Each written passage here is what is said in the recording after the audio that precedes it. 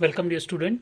Today we'll see about the answers for the practical, that is study of soil samples at least from two different localities with respect to their texture. Okay, so हमने last video में already देखा है कैसे practical करना है, that is about the soil texture. Okay, so वो video में मैंने पूरा डिटेल बताया हुआ है कैसे practical हमको करना है. And in that video also we got the result. Okay, that already we have written. So now we'll see about the how to write the answers. So the first question is there, what is a soil? Okay, so soil is the uppermost layer of the earth which has humus and numerous living organisms along with their dead remains that sustain the life of the plant. So this is the answer for the soil. Okay, next question is there, how soil are classified? Soils are classified on the basis of the different size particles present in it. सो हम लोग ने वो video में देखा है कैसे ऐसे अलग अलग पार्टिकल्स है सॉइल के different size.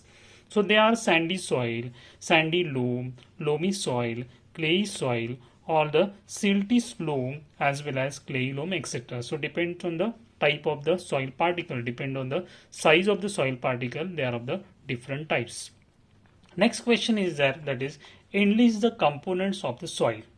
So soil consists of what? It consists of the minerals, it consists of the organic matter, it consists of the water as well as the air.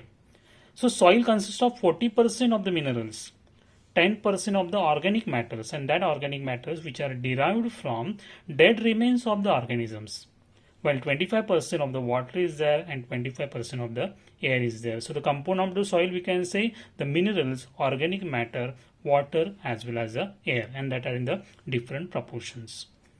Next question is that why the soil pH and soil texture are given importance in the study of soil.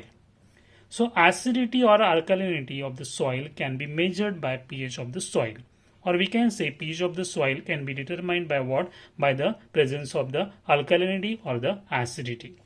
Soil texture is an important parameter for the agriculture, construction and mining etc.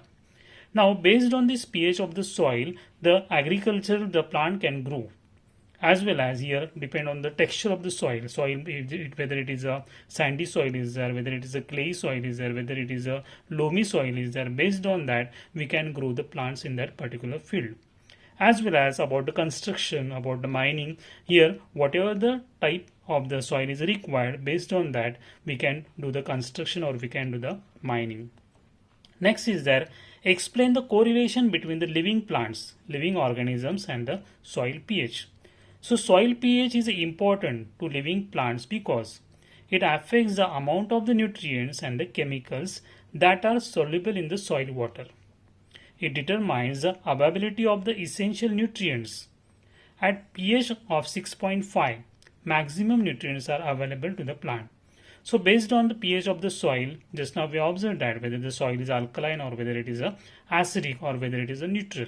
So based on that we can grow the plants. So the plant may be a mesophyte, maybe a halophyte, or maybe of the xerophyte etc. Okay, so here that depends on what type of the pH of the soil is there, what type of the particles are present in the soil and what type of the nutrients which are present in the soil. So these are the answers are there about the question which are asked in this particular practical. Now we'll go to the MCQ. So here in the MCQ, first question is asked, plants grow in a saline soil are known as what? They known as a halophytes. Okay, while the xerophyte means what? Xerophyte means the plants which are growing where there is a very less amount of water is present. Example is the opuntia plant, cactus plant. While epiphytes means what? Epiphyte means the plants which are growing on the branches of the other trees. Example, that is about the orchids that you learn in the school. Mesophytes means what? The plants which are growing in the moderate water availability. So plants like the hibiscus is there, as well as the mango is there, etc. So the halophytes are there which are growing in the saline soil. So example of this, that is the Avicennia is there. Okay, so these are what the plants which are growing in the this particular saline soil where it is a present, or this saline soil is there. In that area we find this type of the particular plant which are called as the halophytes. Next, which of the following soil type has a more water holding capacity?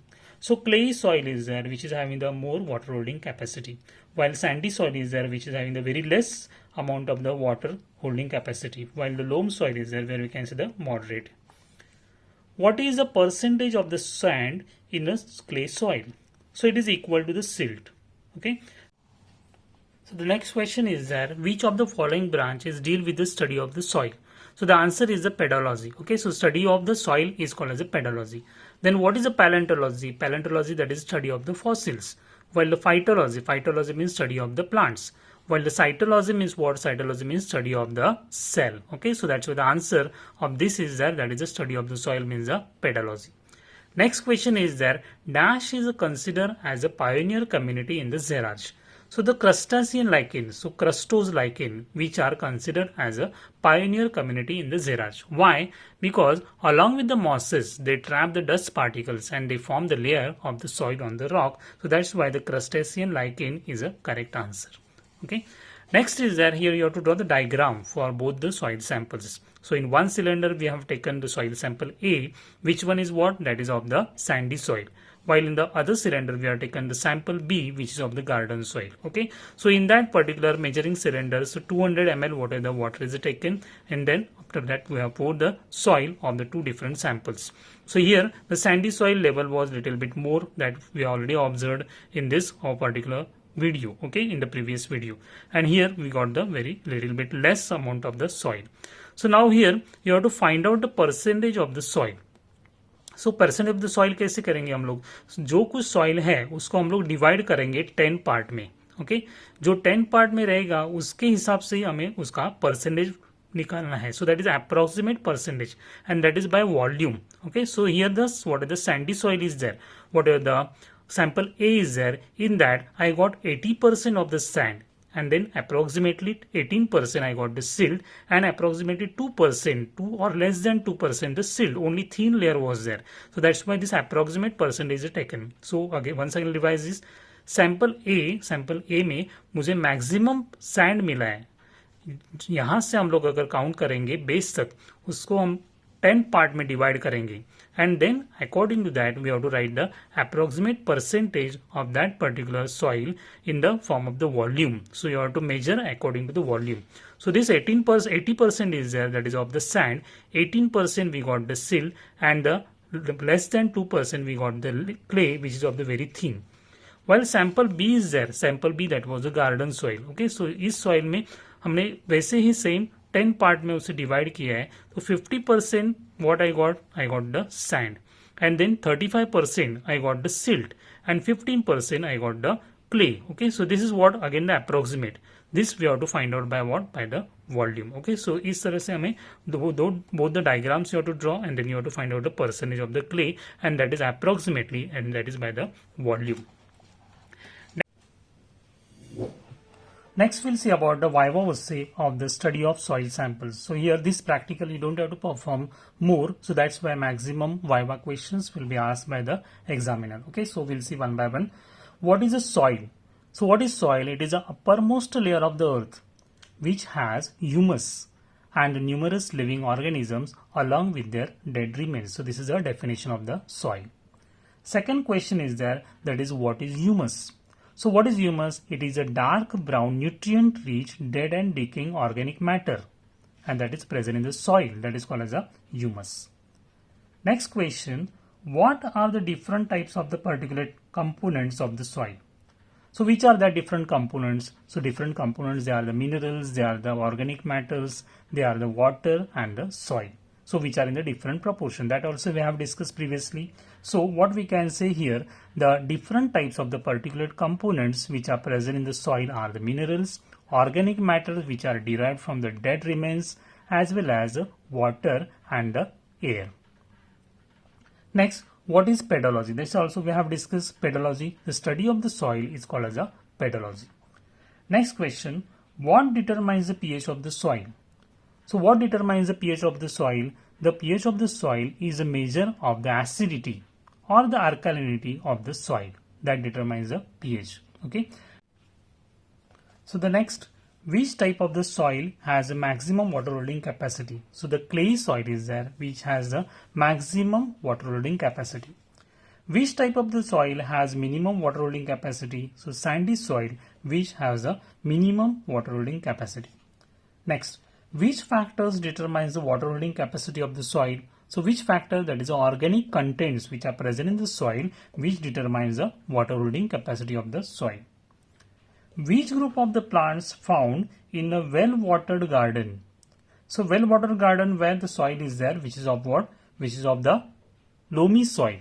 So we can say they are the mesophytes. What are the examples are there? Examples for the mesophyte, that are the China rose plant is there, rose plant is there, jasmine plant is there, tulsi plant is there. So these all plants are there which are belonging to what? What are the well garden soil, or we can say they are the mesophytes. Which group of the plants found in the dry desert soil? So here the plants belong to the xerophytes, where very less amount of the water is available. So what are the examples for that? Examples, that is opuntia is there, that is a cactus, as well as acacia is there, calotropis is there. These plants which are the belong to the dry desert soils. Next, which group of the plants found in the saline water? So about the saline water, the salty water. So which group of the plants? They are the halophytes, that already we have discussed. So the examples are there, that is the Avicennia is there, Rhizophora is there. These are the examples of the plants which are belonging to the what? Belong to the halophytes. What are halophytes? So that just now we have discussed. Halophytes means the plants which are growing in the saline soil. Okay. Next, what are mangroves? So mangroves are there, they are the obligate halophytes. Here they required more salinity in the soil. So example again same, that is about the Rhizophora and the Avicennia. So this way the question will be asked by the examiner for the half mark, but that is more than 2 questions he may ask, because you are performing very less in case of the actual practical. So this practical is there for the 3 marks, okay, and how to perform this, or how to write the answers, that everything we have discussed now here. Okay, if you like my channel, subscribe and share with your friends. Okay, and wait for the next upcoming video. Okay, thank you.